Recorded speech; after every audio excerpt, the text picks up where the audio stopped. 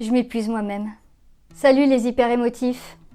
Si vous faites partie des personnes qui ont des difficultés à gérer leurs émotions, peut-être que vous vous retrouvez régulièrement dans des situations où vous n'arrivez plus à communiquer correctement, par exemple. Vous vous mettez en colère, il y a des disputes, vous vous renfermez sur vous-même aussi, peut-être, ça arrive. Ou alors vous n'arrivez plus à agir comme vous l'aviez prévu aujourd'hui, parce que vous êtes dans une spirale d'émotions qui vous bloque, des ruminations, un mal-être mental, physique parfois aussi. Et si c'est très récurrent, ça peut profondément affecter votre vie, sa saveur, les chemins que vous empruntez. Alors, comment faire si vous vous sentez concerné par ces difficultés ? Ça tombe bien parce qu'aujourd'hui, on va parler des émotions. Comment les comprendre ? Qu'est-ce que vous pouvez faire concrètement pour améliorer votre gestion des émotions ? Et puis, je vous montrerai un exercice que vous pourrez faire chez vous lorsque vous êtes confronté à une situation dans laquelle il y a beaucoup d'émotions, que vous avez des difficultés à gérer et que vous pourrez faire aussi pendant cette vidéo pour vous entraîner.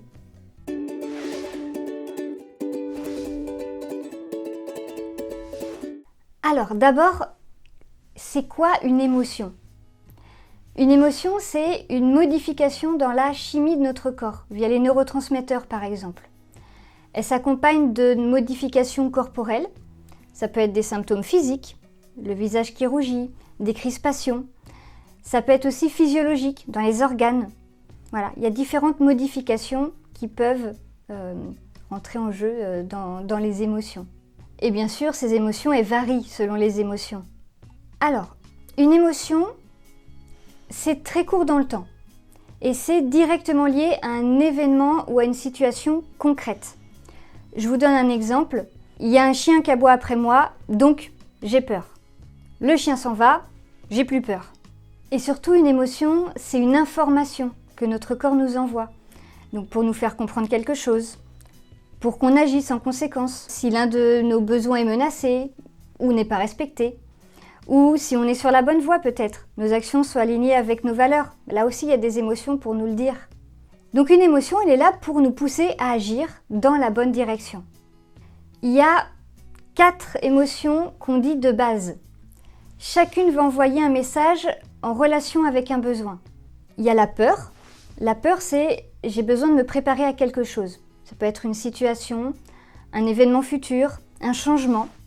Mais j'ai besoin de me préparer à ce qui va arriver. La colère, ça veut dire que j'ai besoin de faire respecter mon territoire. Donc ça peut être une valeur, un besoin, mon intégrité physique, mentale. Mais j'ai besoin de faire respecter cette chose-là. Ça peut être aussi que j'ai besoin de libérer de l'énergie pour atteindre quelque chose, pour avoir plus de force.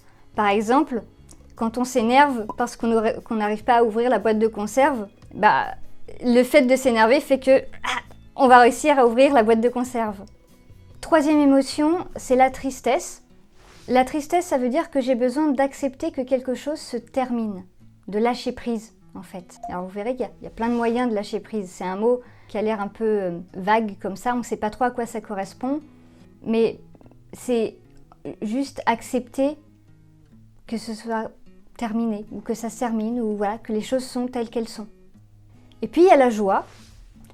La joie, ça veut dire que mes actions, la situation, est alignée avec mes besoins, avec mes valeurs, avec mes aspirations. Et j'ai besoin de partager ça. Par contre, attention, une émotion n'est pas un sentiment. On a tendance à confondre un peu les émotions et les sentiments souvent, mais un sentiment, ça va intervenir après les émotions et ça dure plus longtemps dans le temps. C'est un mélange d'émotions, d'analyse de la situation, de pensées, de sensations physiques et émotionnelles. Voilà, c'est un mélange un petit peu de tout ça. Je vous donne un exemple. Si on reprend l'exemple du chien, c'est le moment où, après ma mésaventure, je vais passer 10 minutes à ruminer sur le fait que ce chien était vraiment dangereux. Ça, c'est l'analyse. Je vais me sentir en danger alors que le chien, il n'est plus là. Ça, c'est les sensations. Puis, je vais peut-être me mettre en colère, les émotions, à propos du fait que on ne devrait pas laisser les chiens se balader en liberté. Ça, c'est des pensées. Donc, vous voyez, c'est un mélange de tout ça. Dans l'exercice que je vous donnerai tout à l'heure, on parlera des deux, des émotions et des sentiments. Il y aura les deux. Alors, maintenant qu'on sait ce que sont les émotions, à quoi ça sert, on va voir un petit peu comment elles fonctionnent. et puis surtout comment vous pouvez apprendre à mieux les écouter et mieux les gérer.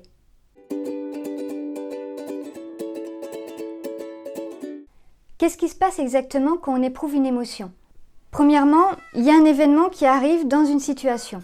Notre cerveau va interpréter ce qui se passe et il va en tirer une conclusion. Il fait un choix qui pour nous à ce moment-là est inconscient. Et puis il va nous envoyer sa conclusion, son message, via les émotions, les sensations, les pensées, pour nous pousser à agir dans ce sens. À partir de ce moment-là, on a plusieurs possibilités. Si on agit conformément au message que nous a envoyé le cerveau, tout va bien. L'émotion disparaît et on reprend le cours de sa vie. Si par contre on n'écoute pas le message parce qu'on ne le comprend pas ou parce qu'on n'agit pas en conséquence, là le cerveau va nous envoyer le message plus fort pour qu'on comprenne. Donc l'émotion va devenir plus forte. Si on n'agit toujours pas, l'émotion devient de plus en plus forte. Et au bout d'un moment, si le cerveau ne parvient toujours pas à nous faire comprendre le message par le biais des émotions qu'il nous a envoyées, ou qu'on ne fait rien de cette information, là, soit l'émotion peut exploser, donc ça peut être au mauvais moment, ça peut être de manière complètement inappropriée, ça peut être, c'est par exemple quand on explose de colère, ou qu'on éclate en sanglots. Soit le cerveau va nous le faire comprendre autrement, par le corps. Et c'est ça qu'on appelle la somatisation. C'est un symptôme physique lié à une émotion qui n'a pas été entendue.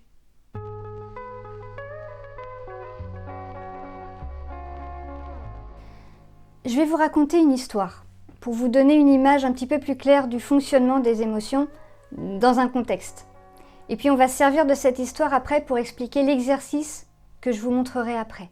D'ailleurs, vous pouvez noter s'il y a des mots dans l'histoire que je vais vous raconter qui vous font tilt, qui sont peut-être des indices, des émotions, des choses qui se passent. Essayez de prendre des notes par rapport à cette histoire et puis on verra tout à l'heure si on a la même analyse de cette histoire et si on en tire les mêmes conclusions surtout. Guillaume, c'est un employé dans une entreprise. Il travaille dans cette entreprise depuis 10 ans. Et depuis quelque temps, il ne se sent plus aussi impliqué qu'avant. En ce moment, il travaille sur un projet qui ne le passionne pas tellement. Mais bon, le travail, c'est le travail. Pourtant, le métier qu'il pratique l'a toujours passionné. Il se souvient qu'à l'époque, il avait fait des pieds et des mains pour intégrer cette entreprise. Pour lui, c'était l'avenir de son métier, cette entreprise-là. Mais ces derniers temps, il est de plus en plus fatigué de ses journées, physiquement et mentalement. Il éprouve souvent un sentiment de lassitude, il se sent blasé, très souvent en colère, triste, sans raison apparente. Et puis, il se sent un peu prisonnier de cette vie et de ces journées qui n'en finissent pas. Et il se répète régulièrement qu'il en a plein le dos de devoir gérer des problèmes qui n'existaient pas à l'époque de l'ancien patron. Et puis un jour, pendant une réunion, la discussion dérape. Et il finit par se mettre en colère. Les avancées sur le projet en cours lui conviennent pas, la communication entre services est désastreuse, et de toute façon ce projet, il l'a jamais senti. Bref, il en a vraiment plein le dos. Alors il sort de cette réunion, hors de lui, exténué, et puis le lendemain matin, en essayant de se lever, il a une horrible douleur dans le dos qui le cloue au lit, impossible de bouger. Alors il est arrêté pendant plusieurs semaines, pendant lesquelles il aura tout le loisir de réfléchir à sa situation et enfin d'écouter ce que ses émotions et ses sentiments ont à lui dire. Mais est-ce qu'il va réussir à les comprendre ? Et vous ? Est-ce que vous avez compris leur message là dans cette histoire ?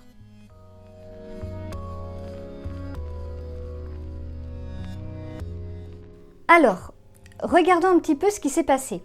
Je prends ma petite fiche en main. Voilà, moi j'ai noté des choses sur cette fiche. On va voir si on a noté les mêmes choses. En fait, Guillaume, dans notre histoire, il aime son métier. Il ne travaille pas plus qu'avant, mais il y a eu un changement de direction dans son entreprise qui fait qu'aujourd'hui, ce que Guillaume fait chaque jour n'est plus aligné avec ses valeurs et avec ses besoins. Et donc ce travail, dans cette entreprise, lui convient plus aujourd'hui. Son cerveau lui envoie des informations lorsque Guillaume se sent très souvent en colère et triste sans raison apparente. Donc là, on a de la colère qui exprime le besoin de faire respecter ses valeurs, ses besoins. Et puis on a de la tristesse qui exprime le besoin de comprendre qu'il doit changer de travail, d'entreprise. Donc de lâcher le travail qu'il a aujourd'hui. Dans le texte de cette histoire, Les sentiments, les pensées associées aux émotions qui sont dans le texte, il y a fatigué de ses journées, physiquement et mentalement. Il y a sentiment de lassitude, se sent blasé, se sent un peu prisonnier de cette vie et de ces journées qui n'en finissent pas. Il en a plein le dos. Donc ça, c'est tous les mots relatifs aux émotions et aux sentiments qu'il y a dans l'histoire que j'ai racontée. Et alors Guillaume, il ne comprend pas le message et il reste dans son entreprise. Donc son cerveau finit par passer par le corps, le dos bloqué. Et donc maintenant, il en a physiquement plein le dos. Il ne voulait pas s'arrêter, son corps l'a obligé à le faire quand même.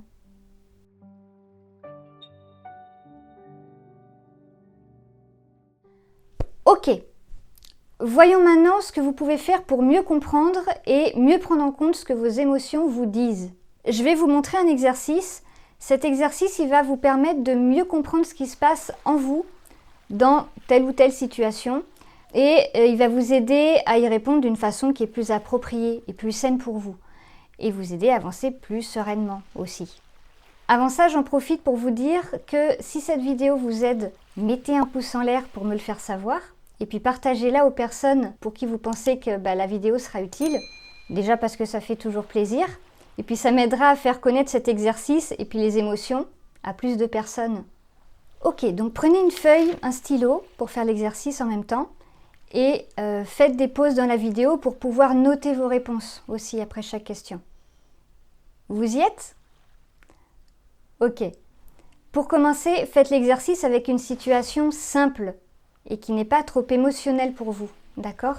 Donc par exemple, une situation qui revient régulièrement et qui vous énerve, qui vous rend triste. Ça peut être le bouchon du dentifrice qui n'est jamais rebouché, une expression de votre conjoint ou de votre conjointe qui vous blesse, ou autre, ce que vous voulez, mais quelque chose de vraiment simple et où il n'y a pas trop d'émotions.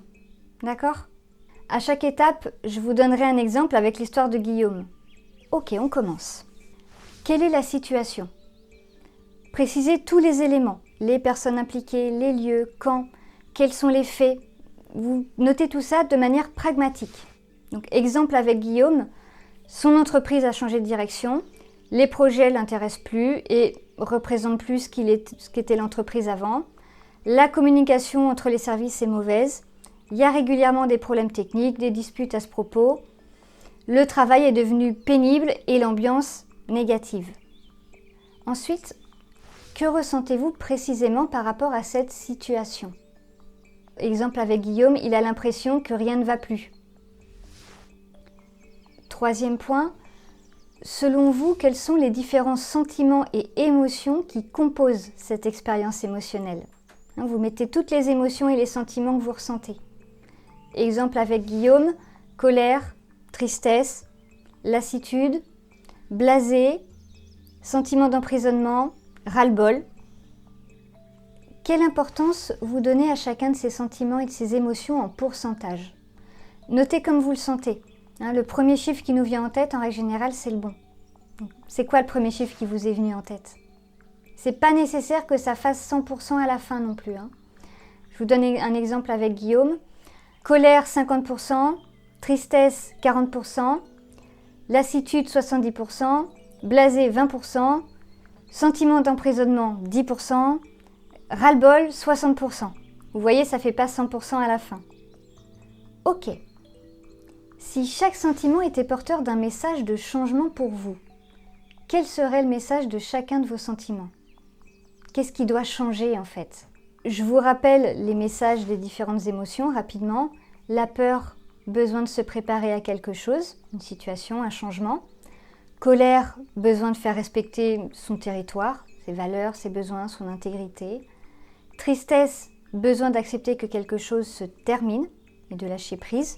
Et joie, nos actions, la situation est alignée à nos valeurs, nos besoins, nos aspirations.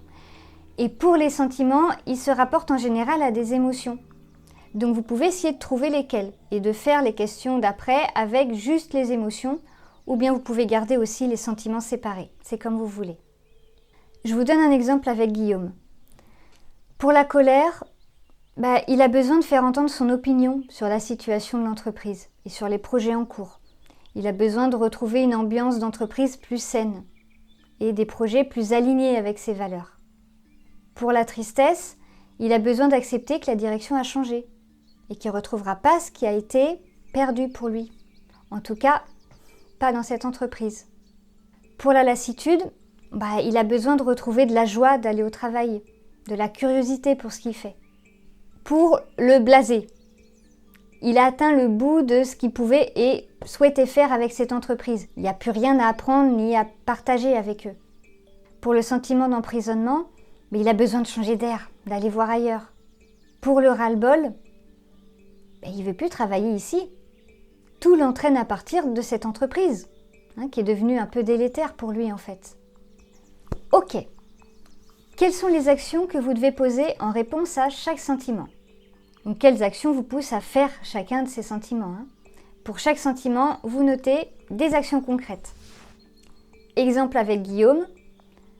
Pour la colère, allez discuter de la situation avec son supérieur et lui exprimer clairement ses doutes. Et lui exprimer aussi les changements qu'il aimerait voir au sein de l'entreprise et dans son travail, en lui donnant des idées de solutions qui pourraient améliorer les choses. Pour la tristesse, prendre un temps de réflexion consciente pour décider s'il reste dans cette entreprise ou pas et où il pourrait aller s'il décidait de quitter l'entreprise. Pour la lassitude, ça peut être noter tout ce qui lui plaisait avant dans son travail et trouver des stratégies pour le retrouver. Ça peut être prendre des moments dans sa journée pour retrouver du lien avec ses collègues, les inviter à prendre un café après le travail, proposer un projet qui est challengeant et en accord avec ses valeurs, qui pourrait plaire à son supérieur, et puis noter des idées pour le vendre à son patron, cette idée-là. Vous voyez le principe? Ok. Par quoi allez-vous commencer? Comment vous allez le faire? Quand? Faites votre plan d'action pour savoir exactement concrètement ce que vous allez faire, quand, comment, etc. Et maintenant, il ne vous reste plus qu'à programmer ces actions concrètes dans votre agenda ou dans l'outil que vous utilisez pour vous organiser. Voilà, vous avez maintenant le mode d'emploi de vos émotions. Donc entraînez-vous à refaire cet exercice pour les différentes situations dans lesquelles vous ressentez des émotions que vous n'arrivez pas à gérer ou qui vous poussent à mal communiquer ce que vous voulez dire ou à agir de manière inappropriée. Voilà, ou dans une situation où vous sentez que là, il y a une émotion qui bloque. Et puis dites-moi dans les commentaires comment cet exercice, comment cette vidéo vous a aidé à mieux comprendre une situation ou à agir pour sortir d'une situation qui ne vous convenait pas. Voilà, je vous souhaite une très belle journée et prenez soin de vous et de vos émotions. Ciao!